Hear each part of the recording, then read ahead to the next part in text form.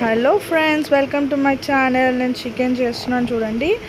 First మనం chicken wash చేసుకొని అందులో పసుపు వేయాలి.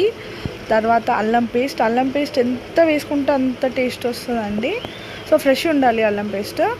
తర్వాత మనం పచ్చిమిర్చి వేసుకోవాలి, జస్ట్ ఇట్లా కాట్లు పెట్టుకొని వేసుకోవాలి. తర్వాత 2 స్పూన్స్ సాల్ట్ వేసుకోవాలా.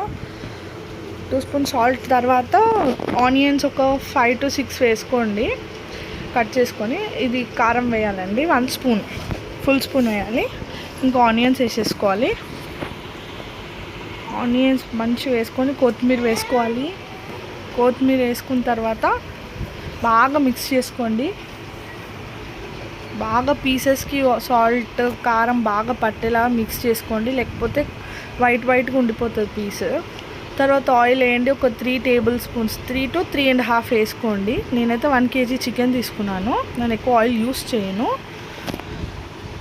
పెరుగు వేసుకొని బాగా మిక్స్ చేసుకోవాలండి. తర్వాత పెరుగు వేసుకోండి, ఒక్క పెరుగు ప్యాకెట్ వేసేసుకోవాలి. తర్వాత మిక్స్ చేసుకోండి, బాగా మిక్స్ చేసుకోవాలి. తర్వాత స్టవ్ పైన గిన్నె పెట్టేసుకోవాలి, దానిపైన మూత పెట్టేసుకోవాలి. దానిపైన చేస్తూ ఉంటుందండి, అది ఉడుకుతూనే ఉంటుంది. అంతలోపు రైస్ చూస్తున్నాను. తర్వాత మొత్తం దగ్గర అయిపోయిన తర్వాత ఒక గ్లాస్ వాటర్ వేసేసుకోండి, బాగా మిక్స్ చేయండి.